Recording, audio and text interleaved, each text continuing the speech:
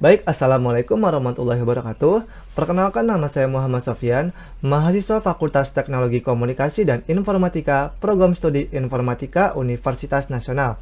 Di sini saya akan buat vlog untuk menjawab soal mata kuliah ICT Technopreneurship and Leadership R03 yang dibimbing oleh Bapak Dr. Ucuk Darussalam STMT. Selanjutnya, ini adalah profil saya. Nama Muhammad Sofyan, NPM 1811270645594. Selanjutnya, ini adalah soal yang diberikan, yaitu buatlah paper atau makalah dengan topik kompetensi yang dibutuhkan untuk sukses di era Smart Society 5.0.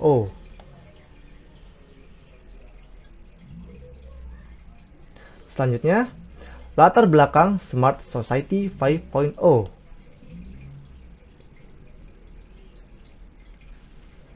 Nah, ini adalah slide di mana saya menjelaskan apa sih Smart Society 5.0 itu sendiri. Nah, ini adalah gambar secara keseluruhan dari Smart Society 5.0. Dengan penjelasan saya berikan, Smart Society 5.0 atau bisa diartikan masyarakat 5.0 adalah masyarakat yang dapat menyelesaikan berbagai tantangan dan permasalahan sosial dengan memanfaatkan berbagai inovasi yang lahir di era revolusi industri 4.0 seperti Internet of Things atau internet untuk segala sesuatu, artificial intelligence atau kecerdasan buatan, big data, data dalam jumlah besar, dan robot untuk meningkatkan kualitas hidup manusia. Society 5.0 juga dapat diartikan sebagai sebuah konsep masyarakat yang berpusat pada manusia dan berbasis teknologi. Nah, itu adalah secara garis besar dari Smart Society 5.0. Selanjutnya, industri generasi 5.0.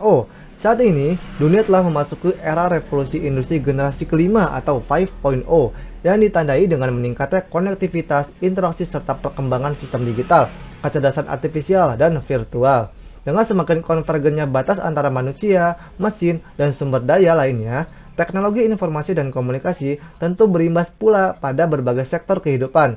Adanya pembaharuan pada era tersebut dapat menghasilkan nilai baru dengan elaborasi dan kerjasama pada sistem informasi dan teknologi yang juga meningkatkan kualitas sumber daya manusia yang dibutuhkan atau human capital.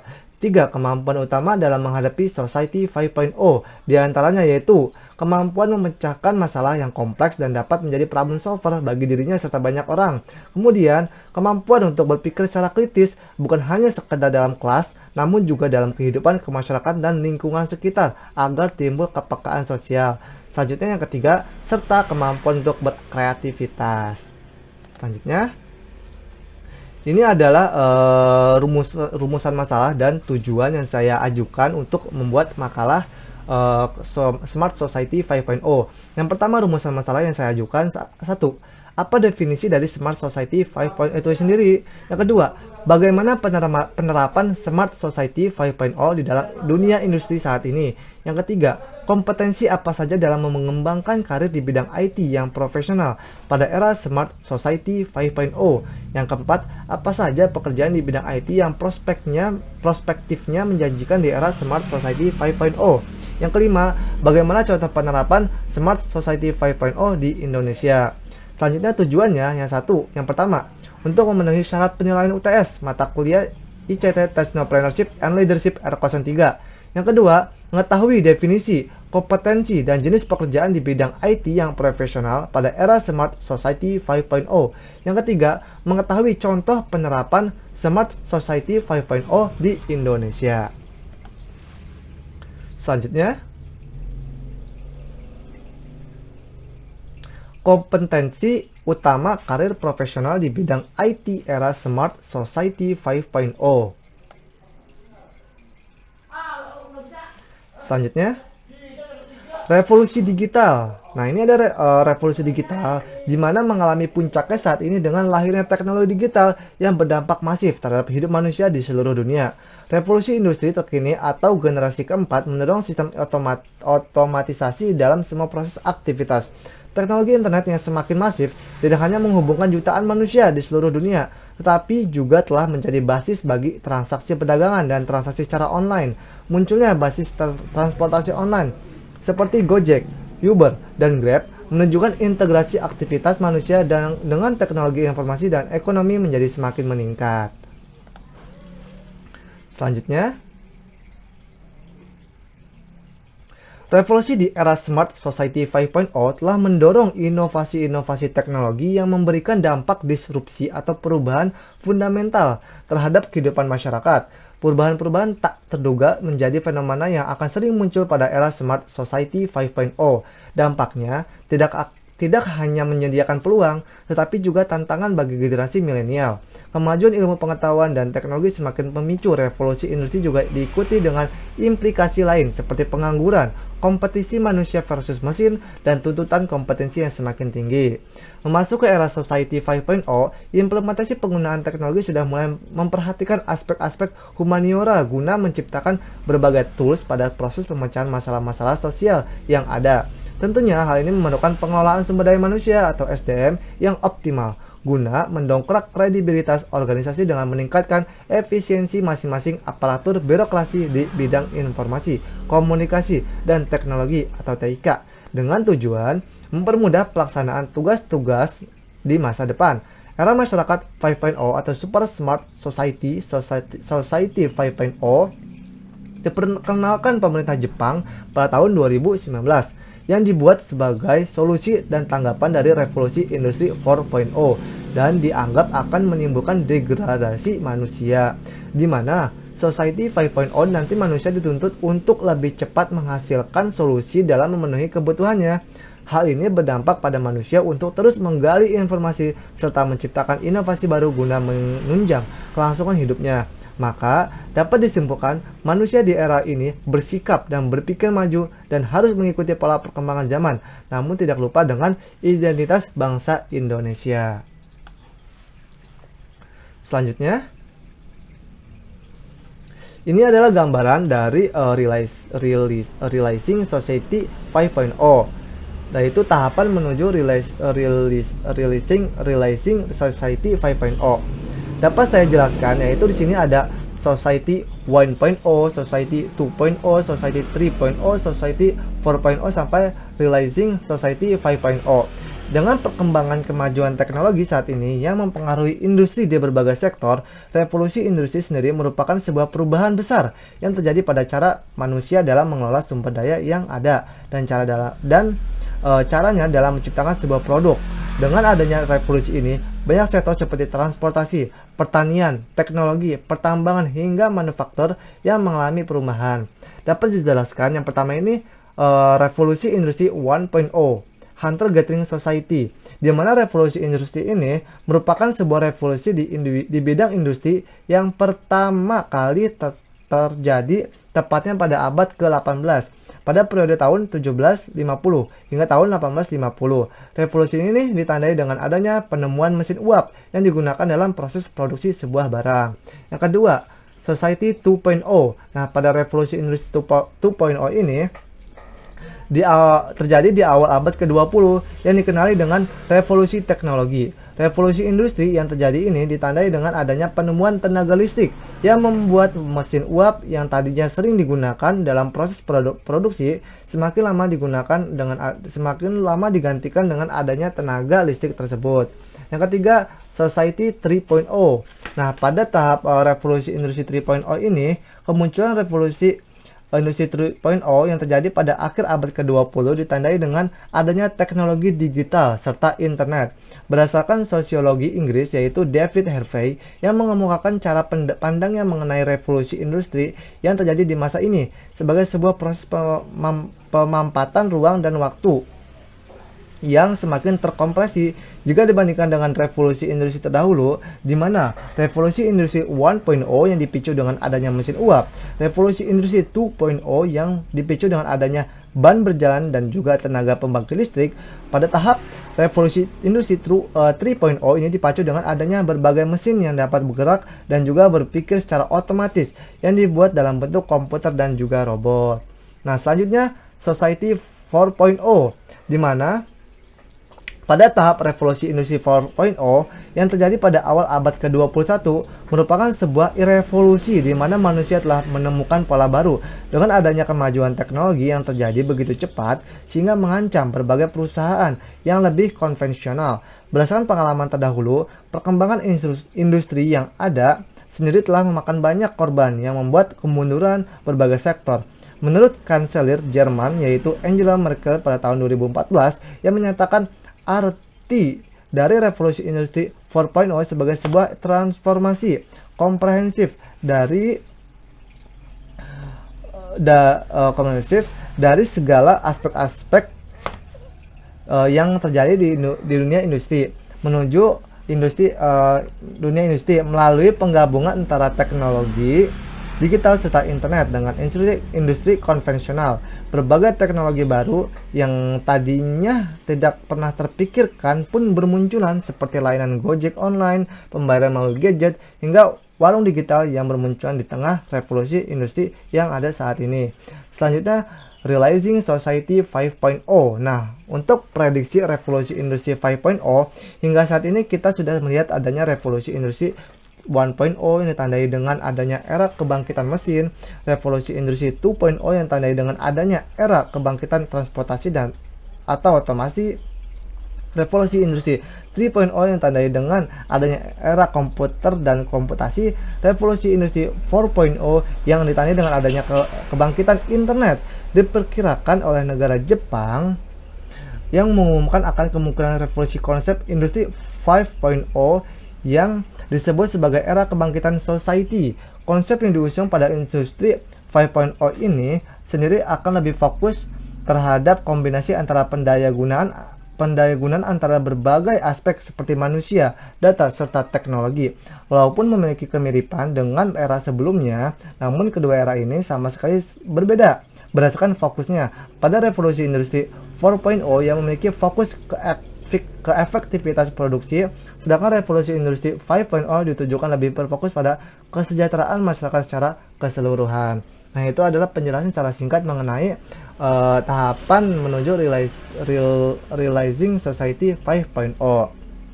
Selanjutnya, nah ini adalah slide dimana untuk bisa beradaptasi dengan perubahan yang dibawa oleh Smart Society 5.0, seorang pekerja di bidang IT harus memiliki kemampuan yang tidak akan bisa dilakukan oleh mesin.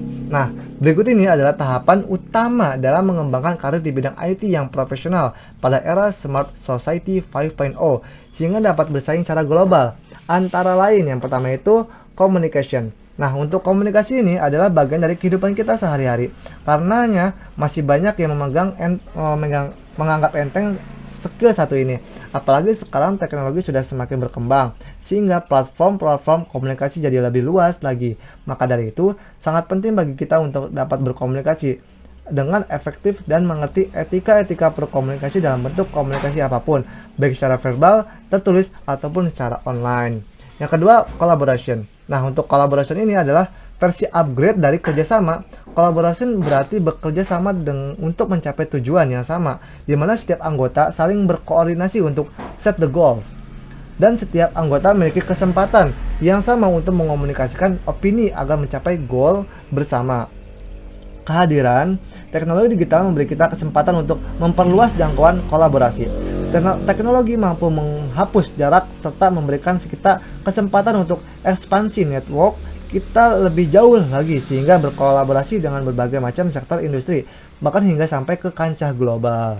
Selanjutnya ketiga, complex problem solving. Nah, untuk kemampuan ini untuk berpikir secara jernih dan mendalam terhadap suatu masalah dengan melakukan identifikasi, penyeleksi informasi terkait masalah tersebut, menentukan opsi solusi, lalu mengevaluasinya, dan melaksanakan opsi sebagai solusi dalam mengatasi masalah tersebut. Yang ketiga, critical thinking. Nah, untuk tahap ini, kemampuan berpikir kritis dan memberikan feedback yang disertai alasan logis. Ide-ide yang inovatif takkan dapat diwujudkan tanpa pemikiran yang kritis. Berpikir kritis ketika meluangkan waktu untuk melakukan observasi, memeriksa, kemudian menganalisa, hingga sampai pada suatu kesimpulan, pemahaman, atau penilaian yang logis. Selanjutnya, yang kelima. Nah, yang kelima, memiliki daya kreativitas yang tinggi. Nah, kemampuan untuk menemukan sesuatu yang unik dan original tidak harus benar-benar baru, namun kita bisa dengan mengembangkan apa yang sudah ada. Mesin dapat menyelesaikan pekerjaan dengan lebih cepat, tapi mesin tidak bisa kreativitas.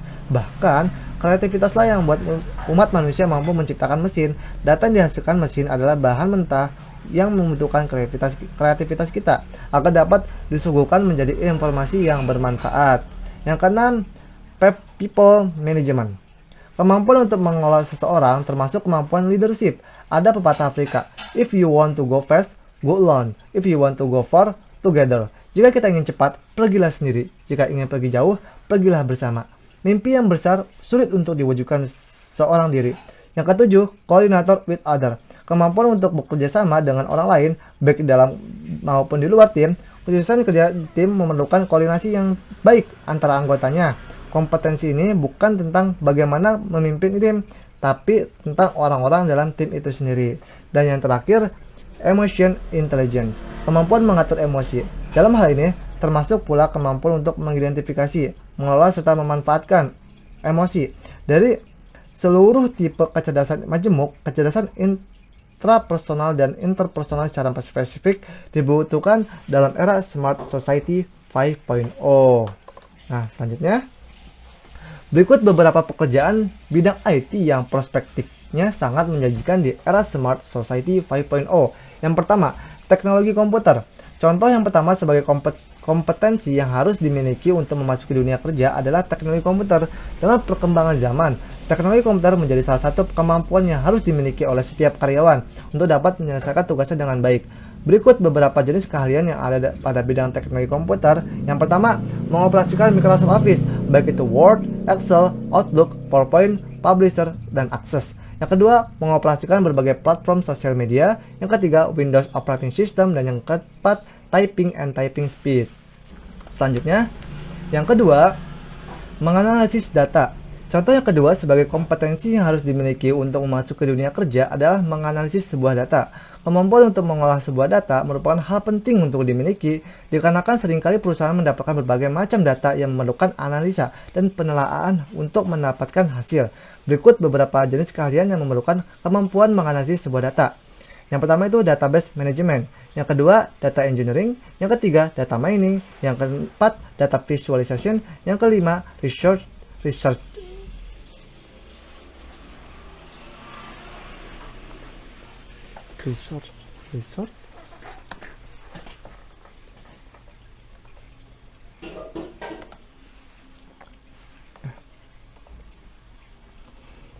Selanjutnya, yang kedua, menganalisis data. Contoh yang kedua sebagai kompetensi yang harus dimiliki untuk memasuki dunia kerja adalah menganalisis sebuah data. Kemampuan untuk mengolah sebuah data merupakan hal penting untuk dimiliki karena seringkali perusahaan mendapatkan berbagai macam data yang memerlukan analisa dan penelaahan untuk mendapatkan hasil. Berikut beberapa jenis keahlian yang memerlukan kemampuan menganalisis sebuah data. Yang pertama itu database management, yang kedua data engineering, yang ketiga data mining, yang keempat data visualization, yang kelima research, dan yang keenam web analysis. Selanjutnya, yang ketiga marketing. Contoh yang ketiga sebagai kompetensi yang harus dimiliki untuk memasuki dunia kerja adalah marketing, di mana kemampuan ini digunakan untuk memasarkan sebuah produk maupun membangun citra perusahaan di masyarakat. Berikut beberapa jenis keahlian yang memerlukan kemampuan marketing. Yang pertama itu SEO atau Search Engine Optimization. Yang kedua SCM atau Search Engine Marketing. Yang ketiga copywriting. Yang keempat content marketing. Yang kelima Google Analysis. Yang keenam email marketing. Yang ketujuh social media marketing. Yang kedelapan project management. Yang kesembilan content management system. Dan yang ke-10 A/B testing. Nah, itu adalah dari pekerjaan pada bidang marketing. Selanjutnya yang keempat, kemampuan desain. Nah, contoh yang keempat sebagai kompetensi yang harus dimiliki untuk memasuki dunia kerja adalah memiliki kemampuan desain. Kemampuan ini biasanya dimiliki oleh para desainer yang bekerja secara profesional. Berikut beberapa jenis keahlian yang memerlukan kemampuan dalam desain. Yang pertama itu UX atau User Experience Design. Yang kedua UI atau User Interface Design. Yang ketiga Adobe Creative Suite yang terdiri dari Photoshop, Adobe Illustrator, InDesign. Yang keempat foto editing, yang kelima video editing, dan yang ke 7, yang ke-6 6 ya.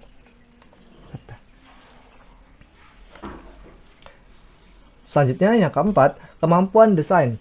Contoh yang keempat sebagai kompetensi yang harus dimiliki untuk memasuki dunia kerja adalah memiliki kemampuan desain. Kemampuan ini biasanya dimiliki oleh para desainer yang bekerja secara profesional. Berikut beberapa jenis keahlian yang memerlukan kemampuan dalam desain. Yang pertama itu UX atau User Experience Design. Yang kedua UI atau User Interface Design. Yang ketiga Adobe Creative Suite yang terdiri dari Photoshop, Adobe Illustrator, InDesign. Yang keempat foto editing, yang kelima video editing, dan yang keenam graphic designer. Selanjutnya yang kelima atau yang terakhir itu web development. Contoh yang kelima sebagai kompetensi yang harus dimiliki untuk masuk dunia kerja adalah kemampuan dalam bidang web development yang digunakan untuk mengolah website serta aplikasi. Berikut beberapa jenis keahlian yang memerlukan kemampuan web development sebagai berikut. Yang pertama itu iOS dan Android apps development. Yang kedua JavaScript. Yang ketiga API atau Application Programming Interface. Yang keempat Software Supervision Control System. Dan yang kelima Development and Web Architecture Framework. Nah, itu adalah beberapa pekerjaan bidang IT yang prospektifnya sangat menjanjikan di era Smart Society 5.0 mendatang. Selanjutnya, contoh penerapan Smart Society 5.0. Contohnya ini saya mengajukan tentang perkembangan Big Data di Indonesia. Selanjutnya.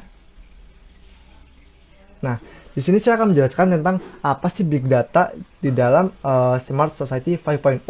Nah, ini adalah secara keseluruhan gambar dari Big Data itu sendiri yang terhubung ke berbagai bidang. Nah, ini ada penjelasannya. Di era Smart Society 5.0, sejumlah besar informasi dari sensor di ruang fisik terakumulasi di dunia maya.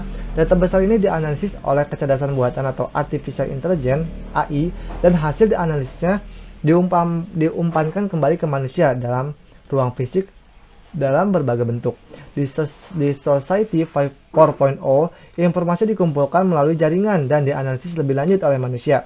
Sedangkan di era Smart Society 5.0, manusia, benda, dan sistem semuanya terhubung di dunia maya, dan hasil optimal yang diperoleh oleh AI melebihi kemampuan manusia diberi feedback ke ruang fisik. Proses ini membawa nilai baru bagi industri dan masyarakat dengan cara yang tidak mungkin dilakukan di era sebelumnya. Selanjutnya, awalnya pada Society 4.0 mengandalkan otomatisasi, robot, internet, rantai pasokan secara global, dan juga big data yang terbentuk dari informasi internet. Tetapi pada era Smart Society 5.0, big data berkembang secara signifikan. Big data terbentuk dari sensor, terhubung melalui Internet of Things, dianalisis menggunakan Artificial Intelligence, dan dimanfaatkan untuk mensejahterakan masyarakat. Pemanfaatan big data yang mengikuti perkembangan era Smart Society 5.0 bisa dalam berbagai bidang. Salah satunya dalam bidang pemanfaatan teknologi wearable. Teknologi wearable biasanya digunakan untuk membantu aktivitas sehari-hari seperti komunikasi dan navigasi. Tapi di tangan Daniel Oscar Baskoro, peneliti dari Universitas Gadjah Mada, teknologi wearable telah menjelma sebagai teknologi pengumpul informasi big data. Oscar menjelaskan tentang teknologi wearable dan menampilkan sejumlah aplikasi yang dikembangkan oleh Google Glass dan smartphone, yaitu Quick Disaster Waiver, Relief, dan Stress Sheet. Quick Disaster merupakan aplikasi bencana alam yang akan membantu pengguna saat terjadi dan setelah bencana alam. Misalnya, saat terjadi gempa bumi, Google Glass akan membantu memberikan solusi di saat bencana itu terjadi dengan memberikan navigasi jalur evakuasi. Setelah bencana terjadi, pengguna bisa mengambil gambar dan melaporkan kerusakan yang terjadi akibat bencana alam melalui aplikasi ini. Sedangkan Weaver adalah aplikasi untuk meningkatkan pengalaman berkendara yang awalnya ia kembangkan untuk Toyota. Aplikasi ini bisa melacak berapa banyak bahan bakar minyak yang dihabiskan, mengetahui rasio penggunaan bahan bakar, dan mengetahui berapa banyak kadar CO2 yang dikeluarkan setiap mobil. Relief merupakan aplikasi melaporkan kejadian secara real time seperti apabila ada kebakaran, kecelakaan, dan kejadian lain. Sedangkan Stress Rate merupakan aplikasi untuk mengetahui tingkat kepadatan penduduk di suatu area publik. Kedua aplikasi ini masih dalam tahap pengembangan dan akan diluncurkan dalam waktu yang sangat dekat. Selanjutnya, nah, untuk banyak hal yang terjadi seiring dengan perkembangan teknologi, selain gaya hidup manusia yang lebih berorientasi pada hal-hal berbau digital, terjadi juga perubahan pada pasar tenaga kerja yang melahirkan profesi-profesi baru di bidang IT seperti blogger, web developer, apps creator atau developer, smart shift listener, smart kittle manager, big data analysis, cyber troops, cyber psikologis, cyber patrol, forensic cyber crime specialist, smart animator, game developer, smart control room operator, medical sonographer, prosthodontis, crowdfunding specialist, social entrepreneur, fashionista and ambassador, BIM developer, cloud computing service, cloud service specialist, dog whisperer, drone operator, dan sebagainya. Nah, untuk kesimpulannya, setelah saya membuat makalah ini, IoT atau Internet of Things mampu menghubungkan manusia dengan segala sesuatu. Berbagai pengetahuan dan informasi akan tersebar bebas dan tanpa batas. Banyak isu sosial akan teratasi dan manusia akan terlepas dari berbagai macam keterbatasan dalam hidup. Jarak dan lokasi tidak lagi menjadi kendala. Misalnya, teknologi drone memungkinkan pengiriman barang menjangkau siapa saja di mana saja. Konsultasi kesehatan jarak jauh dari rumah tanpa harus menemui dokter secara fisik. Kerja tidak perlu dari rumah, kerja tidak perlu dari kantor, atau work from home. Smart food merekomendasikan menu sesuai kadar nutrisi yang dibutuhkan tubuh. Produksi pertanian meningkat pesat, memanfaatkan traktor tanpa awak kinerja tinggi. Pemanfaatan transportasi modern tenaga listrik tanpa awak, smart grid system untuk mengolah permintaan dan pasokan listrik, dan lain-lain. Melihat solusi terhadap berbagai isu lingkungan seperti pemanfaatan remote sensing serta data oceanographic untuk monitoring dan manajemen kualitas air, analisa data meteorologi menggunakan high performance komputer untuk pemecahan isu perubahan lingkungan, smart city yang aman, nyaman, dan efisien, early warning alert system untuk melindungi manusia dari bencana alam dan penyakit berdasarkan kombinasi berbagai data. Dengan adanya era Smart Society 5.0, manusia, benda, dan sistem semuanya terhubung dunia maya, dan hasil optimal yang diperoleh adalah Artificial Intelligence atau AI, dan dengan penggabungan teknologi Big Data yang melebihi kemampuan manusia diberi feedback ke ruang fisik. Proses ini membawa nilai baru bagi industri dan society dengan cara yang sebelumnya tidak mungkin menjadi mungkin, dan kehidupan manusia akan memiliki kemampuan lebih untuk melakukan sesuatu dengan bantuan robot dan otomatisasi. Nah, itu adalah kesimpulan yang saya berikan dari membuat makalah ini. Selanjutnya, saran. Untuk penyempurnaan makalah kedepannya, saya mengharapkan adanya saran dari semua pihak, baik dosen maupun seluruh mahasiswa yang membaca makalah ini terhadap kekurangan yang terdapat di dalamnya. Selanjutnya, nah ini adalah referensi yang saya dapatkan dari internet dan jurnal juga. Saya citasi dari 12 jurnal dan internet ini. Selanjutnya, nah mungkin itu saja penjelasan dari saya mengenai makalah yang saya buat. Kurang lebihnya mohon maaf. Wassalamualaikum warahmatullahi wabarakatuh.